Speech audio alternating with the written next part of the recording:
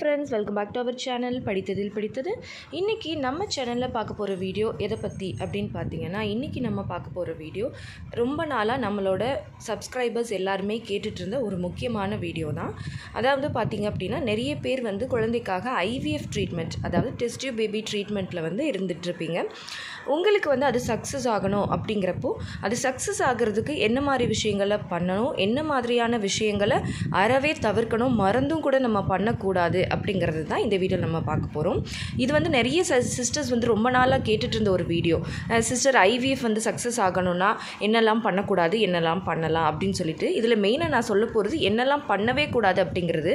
ஏன்னா அதை ஃபஸ்ட்டு நம்ம தெரிஞ்சுக்கிட்டாலே நம்ம மற்ற விஷயங்கள் எல்லாமே நம்ம நார்மலாக பண்ணிவிடுவோம் இல்லையா. ஸோ அதனால் அதை ஃபஸ்ட்டு நீங்கள் தெரிஞ்சுக்கோங்க.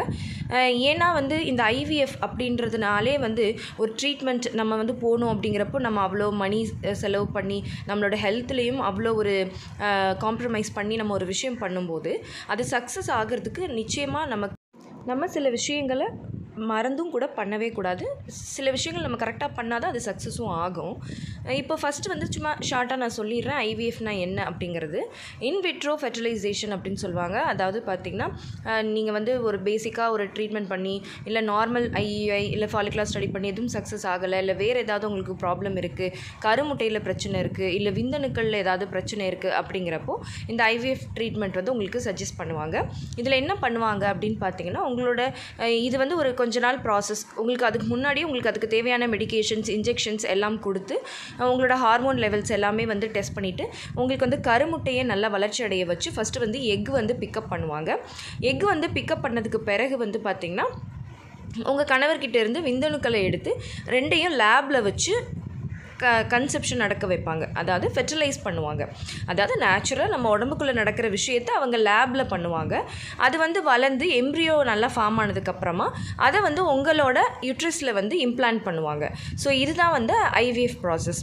இந்த ப்ராசஸ் வந்து நமக்கு சக்ஸஸ் ஆகிறதுல நிறைய பிரச்சனைகளும் இருக்கும். எதனால் அப்படின்னா, நேச்சுரலாக ஒரு விஷயம் உள்ளே நடக்கிறப்போ அது சேஃபாக நடந்துடும். பட் நம்ம ஆர்டிஃபிஷியலாக பண்ணும்போது அதுக்கு வந்து நிறைய தடைகள் வரும். அது வந்து அதான் நான் சொன்ன மாதிரி அவுட் சைட்லேருந்து ஏதாவது இன்ஃபெக்ஷன்ஸோ இல்லை வேறு ஏதாவது பிரச்சனைகளோ, நம்ம எடுக்கிற உணவுனால் நம்மளோட எக்கு வந்து சில பேர் வந்து சொல்லுவாங்க எக்கு வந்து அதுக்கு வந்து கிரேட் இருக்குது. இப்போ அந்த எக் பிக்கப் பண்ணும்போது வந்து பார்த்திங்கன்னா A கிரேடு, B கிரேடு அந்த மாதிரி, அதாவது கொஞ்சம் நல்ல கிரேடாக இருந்தது அப்படின்னா எக் வந்து நல்ல குவாலிட்டியாக இருக்குது, நல்லா இருக்குது, சக்ஸஸ் ஆகிறதுக்கு சான்சஸ் அதிகமாக இருக்குது. கொஞ்சம் கம்மி கிரேடாக இருந்தது அப்படின்னா அவங்களுக்கு கொஞ்சம் ஓகேவாக இருக்கும், அதுலேயும் சக்ஸஸ் ஆகும், பட் இருந்தாலும் கொஞ்சம் இதாக இருக்கும். ஸோ அந்த மாதிரியான பிரச்சனைகள் வரலாம்.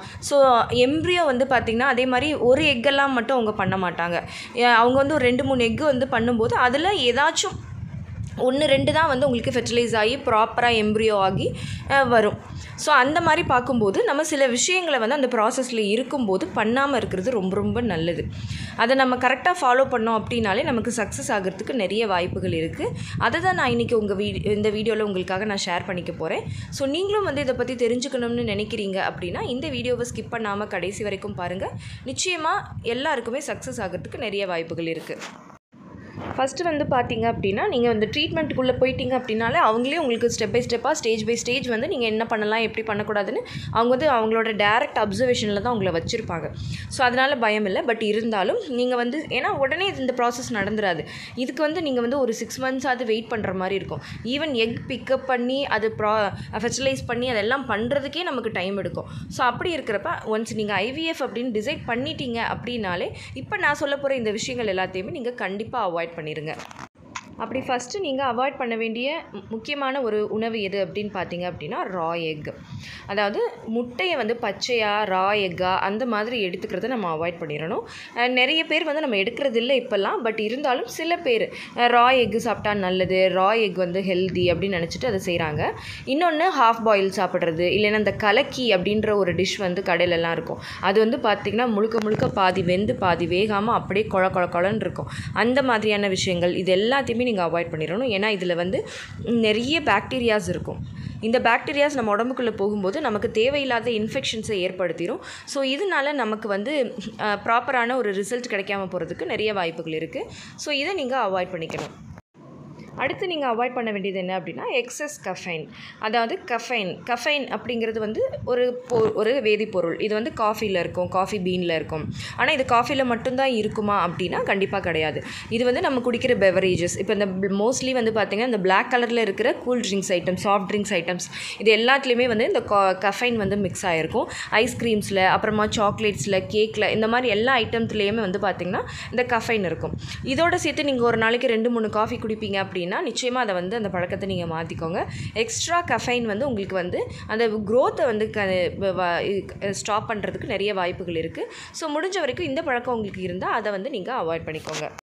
அதுக்கப்புறமா வந்து பார்த்திங்கன்னா ரா மீட்டு, ரெட் மீட், அதாவது சரியாக குக் ஆகாத இறைச்சி வகைகள்.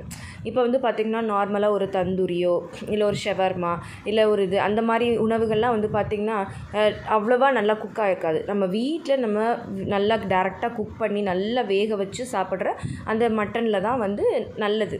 அதில் தான் வந்து எந்த விதமான கிருமிகளும் இருக்காது, அதுதான் நல்லது. ஸோ இந்த மாதிரி நீங்கள் சாப்பிட்றத ஒரு பர்கர்லேயோ இல்லை வந்து பார்த்திங்கன்னா ஒரு பீஸாவில், இந்த மாதிரியான விஷயங்கள், பீஸாலெல்லாம் வந்து பார்த்திங்கன்னா நம்ம வீட்டில் குக் பண்ணுற சிக்கன் மாதிரிலாம் போட மாட்டாங்க. அந்த சாசேஜுன்னு சொல்லுவாங்க, சாஸுன்னு, அந்த மாதிரியெல்லாம் நீங்கள் சாப்பிட்றத அவாய்ட் பண்ணிக்கணும்.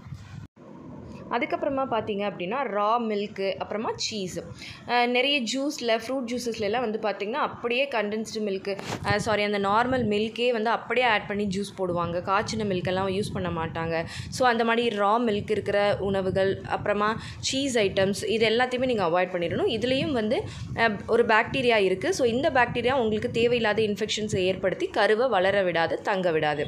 அதுக்கப்புறம் ரொம்ப ரொம்ப முக்கியம், இது வந்து ஐவிஎஃப்னு இல்லை, எல்லா ட்ரீட்மெண்ட்லேயும் நார்மலாக ப்ரெக்னென்சி ட்ரை பண்ணுறவங்களும் அவாய்ட் பண்ண வேண்டியது ஹை சுகரி கண்டென்ட்ஸ் உள்ள உணவுகள். அதாவது பார்த்திங்கன்னா பீஸா, பர்கர், அந்த மாதிரி மாவுச்சத்து, மைதாவில் செஞ்ச உணவுகள், bakery items, cool drinks, soft drinks, excess sugar, white sugar add பண்ணது, இந்த மாதிரியான உணவுகள் எல்லாத்தையுமே வந்து நீங்கள் கண்டிப்பாக அவாய்ட் பண்ணிடணும். இப்போ நீங்கள் நான் சொன்ன மாதிரி நீங்கள் அந்த ட்ரீட்மெண்ட்டுன்னு முடிவு பண்ணிட்டீங்க அப்படின்னா ஒன்ஸ் அது நீங்கள் அந்த ப்ராசஸ் முடிஞ்சு உங்களுக்கு ரிசல்ட் வந்து குழந்தை பிறக்கிற வரைக்கும் இந்த உணவுகள் எல்லாத்தையுமே நீங்கள் கம்ப்ளீட்டாக அவாய்ட் பண்ணணும். அதுதான் வந்து உங்களோட சக்ஸஸ்லேயே ஒரு பெரிய விஷயமா இருக்கும். ஸோ கண்டிப்பாக அதை ட்ரை பண்ணுங்கள். அதுக்கப்புறம் அப்போ என்னெல்லாம் பண்ணலாம் அப்படின்னு பார்த்தீங்க அப்படின்னா, ரொம்ப ஹீட் ஆகாத உணவுப் பொருட்கள் எதுவாக இருந்தாலும் எடுத்துக்கலாம். நிறைய ஸ்ப்ரவுட்ஸும் வேக வச்சு எடுத்துக்கணும். முளைக்கட்டின பச்சைப்பயிறு, அப்புறமா வந்து பார்த்திங்கன்னா நிறைய ஃப்ரூட்ஸ் அண்ட் வெஜிடபிள்ஸ், நேச்சுரலாக வீட்டில் செய்யக்கூடிய உணவுகள், நிறைய கீரை வகைகள், க்ரீன் லீஃபி வெஜிடபிள்ஸ், அதெல்லாமே உங்களுக்கு டயட் வந்து நீங்கள் ஒன்ஸ் ட்ரீட்மெண்ட்டுன்னு போயிட்டாலே உங்களுக்கு எல்லாமே அவங்களே சொல்லிடுவாங்க. ஸோ அந்த மாதிரி நீங்கள் எடுத்தீங்க அப்படின்னாலே உங்களுக்கு வந்து இது கண்டிப்பாக சக்ஸஸ் ஆகிறதுக்கு நிறைய 90% வாய்ப்புகள் இருக்குது. ஓகே ஃப்ரெண்ட்ஸ், இந்த வீடியோ கண்டிப்பாக உங்களுக்கு யூஸ்ஃபுல்லாக இருந்திருக்கும்னு நினைக்கிறேன். இந்த வீடியோ உங்களுக்கு யூஸ்ஃபுல்லாக இருந்திருந்தால் மறக்காமல் லைக் பண்ணுங்கள், கமெண்ட் பண்ணுங்கள். உங்கள் ஃபேமிலி அண்ட் ஃப்ரெண்ட்ஸுக்கும் இந்த வீடியோவை மறக்காமல் ஷேர் பண்ணுங்கள். அப்போ தான் எல்லாருக்குமே ரொம்ப யூஸ்ஃபுல்லாக இருக்கும். அண்ட் நம்ம படித்ததில் பிடித்தது சேனலை இது வரைக்கும் சப்ஸ்கிரைப் பண்ணாமையே பார்த்துட்ருக்கீங்க அப்படின்னா மறக்காமல் சப்ஸ்கிரைப் பண்ணிக்கோங்க. பக்கத்தில் இருக்கிற பெல் ஐக்கானையும் சேர்த்து கிளிக் பண்ணி ஆள் கொடுத்து வச்சுருங்க. அப்போ தான் தொடர்ந்து நம்ம சேனலை ஃபாலோ பண்ணுறதுக்கு ஹெல்ப்ஃபுல்லாக இருக்கும். ஓகே ஃப்ரெண்ட்ஸ், பாய், தேங்க்யூ.